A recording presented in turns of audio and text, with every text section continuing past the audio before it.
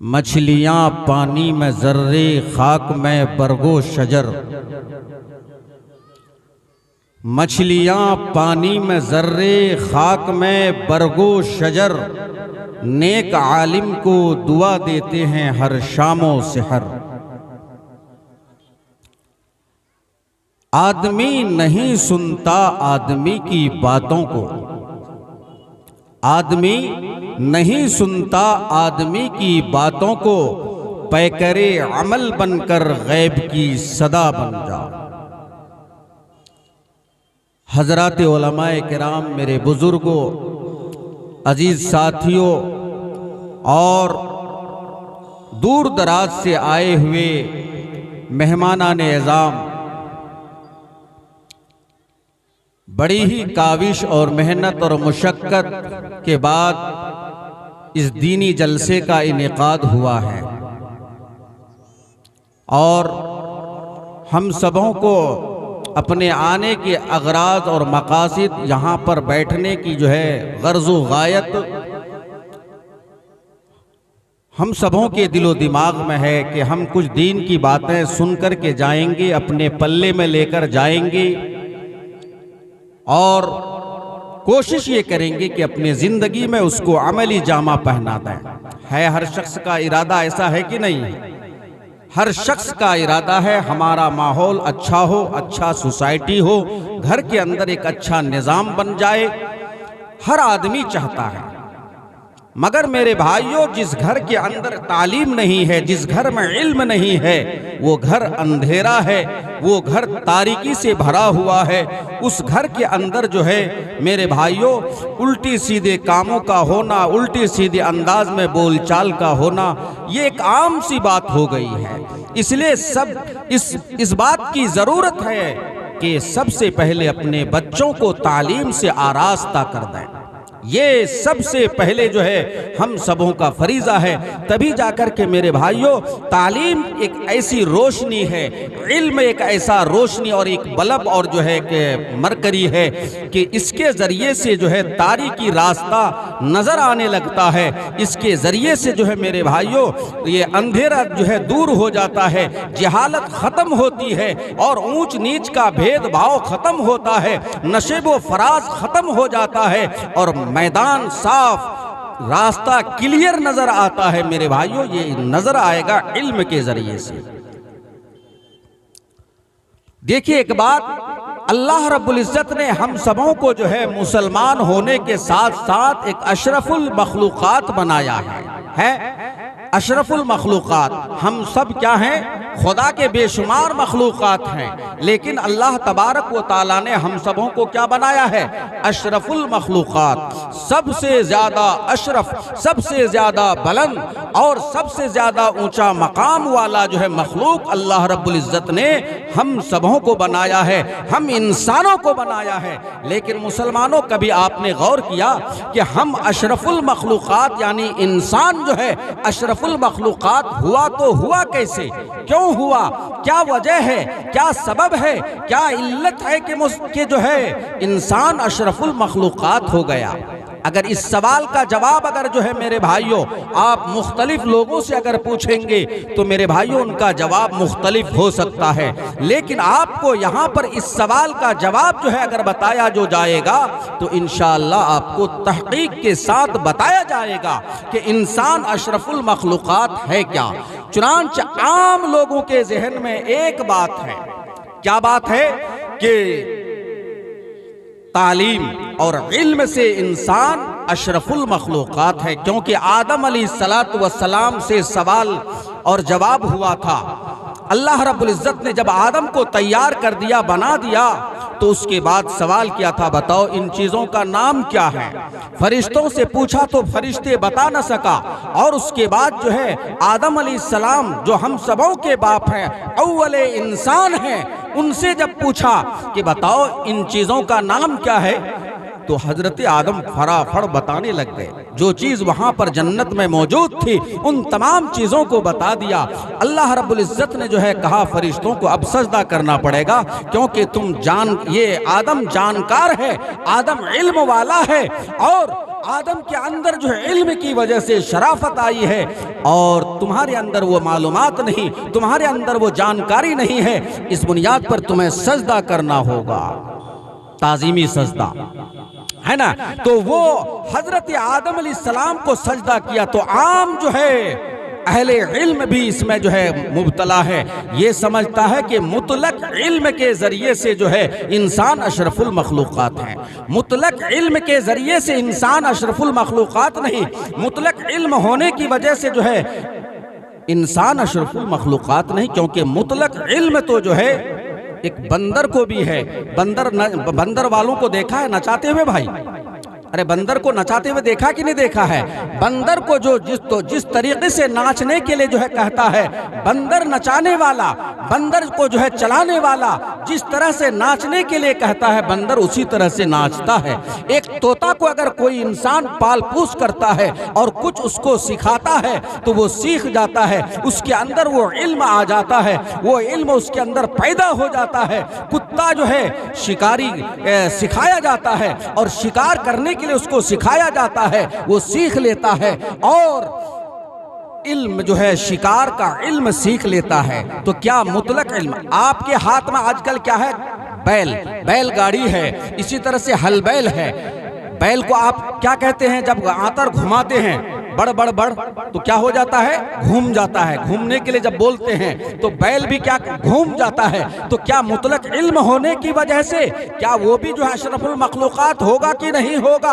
अगर मुतलक इल्म होने की दलील इस बात की दलील है कि उसकी वजह से इंसान अशरफुल मखलूक़ात है, तो ये जवाब इंतहाई बोदा जवाब है, ये जवाब इंतहाई बेकार जवाब है। सही जवाब वो है जो हमारे अकाबिरीन और बुजुर्गान दीन ने कहा है, वो ये है कि तालीम व ताल्लुम की जो सिफत है अल्लाह रब्बुल इज्जत ने जो है इंसान के अंदर रखी है।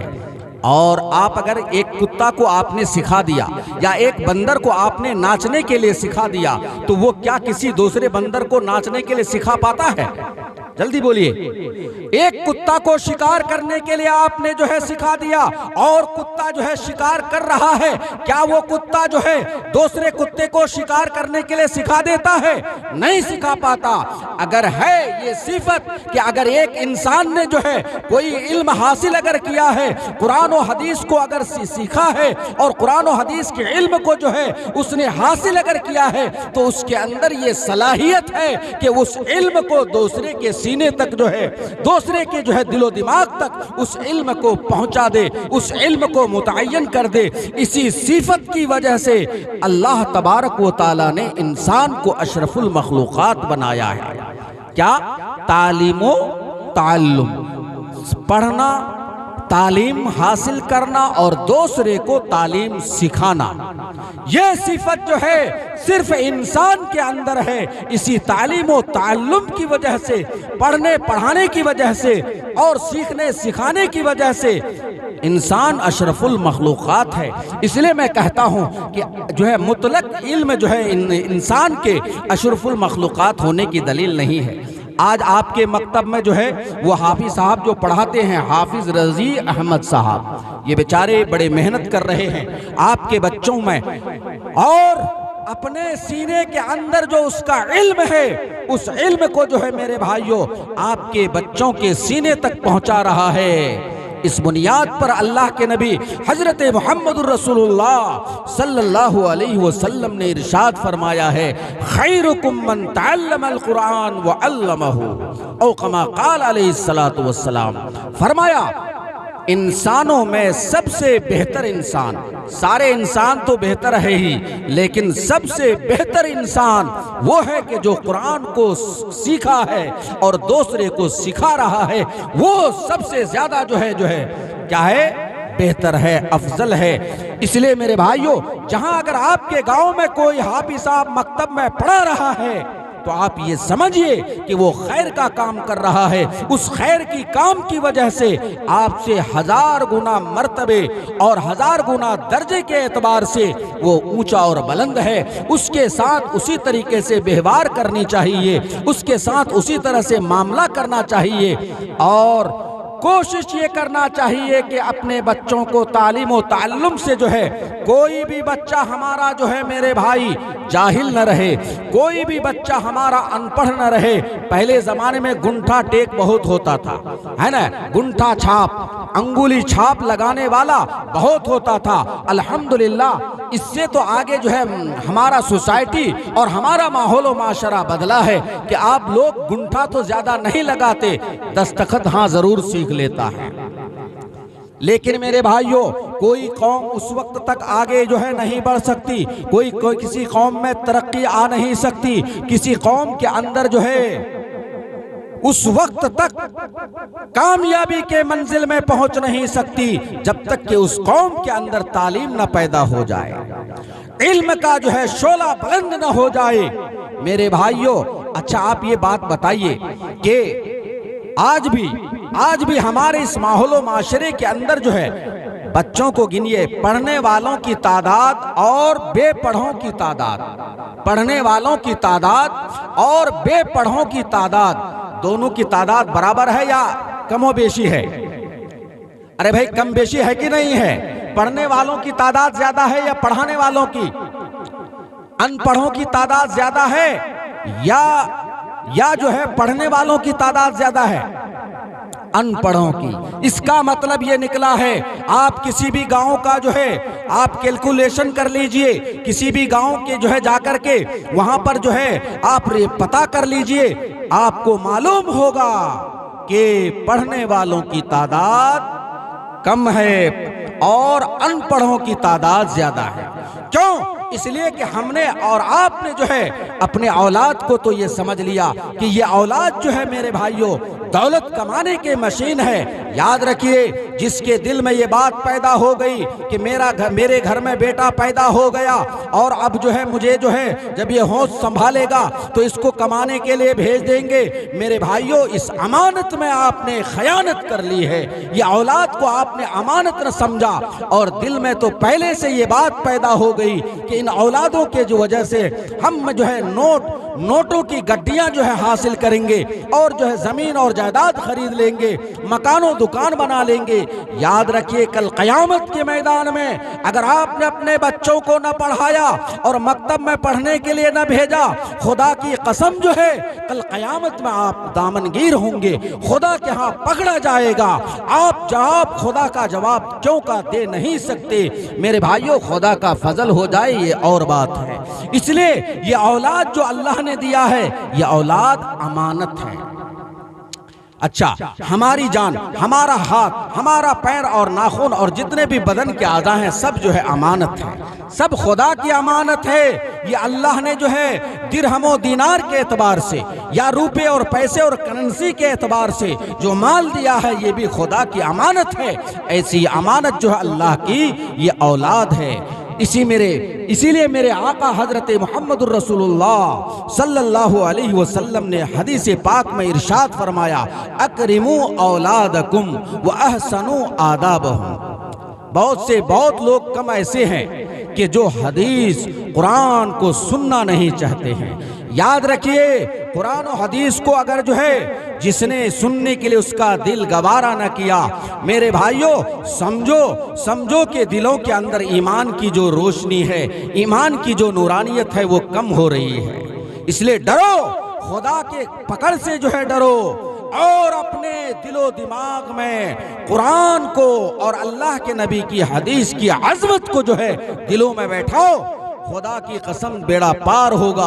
अगर आपने जो है कुरान और हदीस के जो है दामन को छोड़ा तो याद रखिए तबाह और बर्बादी जो है आपकी मुकद्दर बन जाएगी। इसलिए मेरे भाइयों, अपने बच्चों को कुरान की तालीम से आरास्ता करो, कुरान पढ़ाओ जितना हो सके और कुरान के तालीम के लिए जगह जगह पर मकतबों को कायम करो और जगह जगह जो है मकतब चलाने की फिक्र करो।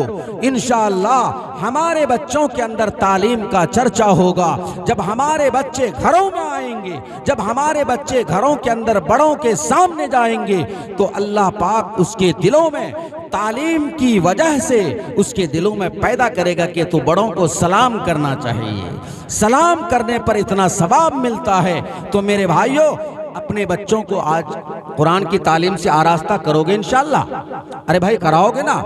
हाँ, हर शख्स इरादा करो कि हमारे मोहल्ले में, हमारे गली कोचे में, हर जो है जगह में मकतब कायम हो जाए। कोई बच्चा हमारा जो है सोसाइटी का, कोई बच्चा हमारा माशरा का बगैर इल्म का न रहे। और वो आजकल के जो है बच्चे बहुत ज़्यादा गुल्ली और डंडा और इसी तरीके से जो है वो क्रिकेट वगैरह जो है बहुत ज़्यादा खेलता है मेरे भाइयों। उसमें जो है अपने बच्चों को बर्बाद होने मत दीजिए और कोशिश कीजिए कि सबसे अव्वल वहले में बच्चे क्या हो जाए, पढ़ने वाला हो जाए। एक याद है कि एक मर्तबा 3 आदमी सफर कर रहा था। कितने आदमी? 3 आदमी सफर कर रहा था। एक ईसाई था और दूसरा हमारे बिरादरान वतन में से हिंदू था, तीसरा जो है मुसलमान था। ये तीनों साथी मिलकर के, हमारे हिंदुस्तान में सभी लोग मिलजुल करके रहते हैं कि नहीं रहते हैं, तो तीनों साथी मिलकर के जो है बाहर कमाने के लिए गया। कहाँ गया? अरे भाई गौर से सुनिए, बाहर कहाँ गया? कमाने के लिए। मान लीजिए लुधियाना गया और या दिल्ली चला गया, हैदराबाद चला गया, बेंगलोर चला गया, मुंबई चला गया, इन इलाकों में चला गया कमाने के लिए। लेकिन बेचारे घर के एतबार से इंतहाई कमजोर और गरीब किस्म के तीनों साथी थे। चले गए तीनों कमाने के लिए। उसके बाद जब कमाया मेरे भाइयों, उनके दिलों में शौक पैदा हुआ कि एक मोटरसाइकिल कम से कम खरीदना चाहिए। बड़े घर के लोग तो मोटरसाइकिल चलाता है, हम लोग भी साइकिल चलाते चलाते थक गए हैं, लिहाजा हमें एक मोटरसाइकिल लेना चाहिए तीनों मिलकर के, ताकि हम कभी कभी एक के बाद दीगरे मोटरसाइकिल चलाना शुरू करेंगे। दिल का अरमान था, दिल में शौक था। इसी बुनियाद पर जो है वो कोशिश किया कि जो है तीनों ने मिलकर के मोटरसाइकिल खरीद लेना चाहिए और चलाना चाहिए। चुनांचे जो है तीनों ने मिलकर एक मोटरसाइकिल खरीद लिया। क्या खरीद लिया? अरे भाई क्या खरीदा है? सबका दिल यहां मौजूद है या जिस्म खाली मौजूद है? आप लोग दिल के साथ यहां मौजूद है ना? हाँ, क्या खरीदा? मोटरसाइकिल खरीदा। हाँ, मोटरसाइकिल खरीदा। मोटरसाइकिल खरीदने के बाद जो है शौक जो था तीनों को था। चुनांचे जो है तीनों दोस्त ने और तीनों साथी ने मशवरा किया कि सबसे पहले नंबर पर कौन चलाने के लिए जाएगा, है ना? तो सबसे पहले नंबर पर जो कुरानदाजी किया, कुरानदाजी में नाम निकल आया ईसाई भाई का। किसका? ईसाई। ईसाई जानते हैं ना, हजरत ईसा अलैहिस्सलाम के मानने वाले थे वो। ईसा अलैहिस्सलाम की वो मानने वाले थे। इसी बुनियाद पर जो है वो सबसे पहले लेकर के चलाने के लिए लेके गया ईसाई, और चला करके जब वापस आया तो उसने मोटरसाइकिल के हेड में, किसमें? हेड समझ रहे ना? माथा, आगे का हिस्सा, वो जहां लाइट रहता है, तो मोटरसाइकिल के हेड पर जो है एक अलामत लगा दी। वो है ईसाई मजहब की अलामत, जिसे हम कहते हैं कि जो है ये जिस पर हजरत ईसा अलैहिस्सलातु वस्सलाम को सूली पर चढ़ाया गया था, उसकी अलामत जो है लगा दी, है ना? तो वो जो उनका अकीदा है कि ईसा अलैहिस्सलातु वस्सलाम को जो है सूली पर चढ़ा करके उसको कत्ल कर दिया गया, मार दिया गया है, वो उसकी मौत हो गई है, उन लोगों का अकीदा है। तो मेरे भाइयों, हकीकत बात यह है, मुसलमानों का अकीदा क्या है? अरे मुसलमानों का अकीदा यह है कि ईसा अलैहिस्सलातु वस्सलाम मरे नहीं हैं, जिंदा हैं, और जिंदा समेत अल्लाह ने जो है इसी जिस्म के साथ आसमान में उठा लिया है। सलेब की निशान लगा दी, उसको सलेब कहा जाता है। यानी जिस जो है इस पर फांसी लटकाया गया था, उसकी अलामत को सलेब कहा जाता है। चुनांचे सलेब की अलामत हेड पर लगा दी। उसके बाद वापस आ गया। चुनांचे कहने लगा साथियों से, मैं जो है आज से मोटरसाइकिल को ईसाई बना दिया। क्या बना दिया? ईसाई। मोटरसाइकिल क्या बन गया भाई? ईसाई बन गया। हाँ, अब देखिए, उसके बाद अगला दिन जब आया तो दूसरा जो है दोस्त का नाम आया, वो है हमारे जो है हिंदू भाई का नाम आया। दूसरे दिन जो है मेरे भाई वो हिंदू लेकर के चलाने के लिए लेके गया, और उसके बाद चला करके वापस आया तो उसने 5 उंगली से सिंदूर लगाकर हेड पर लगा दिया। क्या लगा दिया? हेड पर लगा दिया, माथे पर लगा दिया और कहा कि मैंने आज से मोटरसाइकिल को हिंदू बना दिया। अब तीसरे नंबर पर किसकी बारी है? ये मुसलमान बेचारा बच्चा सब्र करने वाला आदमी है ना। ये जल्दीबाजी नहीं की और बहुत ही तहम्मुल के साथ जो है तीसरे नंबर पर जो है मुसलमान भाई का नंबर आता है। उसके बाद उसको चलाने के लिए लेके गया, चला करके लेके आया और उसके बाद जो है रास्ते में सोचा कि अगले दिन इस जो है ईसाई ने इस मोटरसाइकिल को ईसाई बना दिया और दूसरे दिन जो है हिंदू भाई ने इस मोटरसाइकिल को हिंदू बना दिया। क्यों न आज हम इस जो है मोटरसाइकिल को मुसलमान ही बना दें। चुनांचे उसने क्या किया कि सलेंसर जानते हैं कि नहीं जानते हैं, जिससे धुआं मारता है, सलेंसर आधा जो है रास्ते में काट दिया और काट करके लेकर के गया। कहा कि मैंने आज से मोटरसाइकिल को खतना करके मुसलमान बना दिया। मेरे मुसलमानों, हमारे जो है मजहब का जो है रंग ऐसा रंग नहीं है कि कोई हवा के झोंके से, कोई हवा के थपेड़े से, क्या किसी के जो है हवा के चलने से उसका रंग जो है खराब हो जाए, उसका रंग उतर जाए। और ये ईसाई और हिंदू भाई ने जो रंग लगाया था अपने मजहब का, वो रंग जाने वाला है कि नहीं, खत्म होने वाला है कि नहीं है? उससे अगले दिन खत्म ही हो गया होगा। लेकिन जो है मुसलमान का रंग वो ऐसा नहीं है, बल्कि मुसलमान का रंग ये है कि वो जब उस पर रंग जो है दीन का, कुरान का, हदीस का रंग जब चढ़ता है तो दूर से पहचाना जाता है, वो देखो मुसलमान आ रहा है। ऐसा रंग जो है आपके बच्चों में चढ़ना चाहिए। और ये रंग चढ़ेगा कैसे? जब आप अपने बच्चे को जो है मकतब भेजकर, मकतब में डालकर अपने बच्चे को जो है मेरे भाइयों कुरान और हदीस की तालीम दिला देंगे, तो समझिए कि आपके बच्चे के चेहरे में, आपके बच्चे के जिस्म जुस्सा में जो है कुरान का रंग चढ़ेगा, हदीस का रंग चढ़ेगा, दीनी तालीम का रंग चढ़ेगा।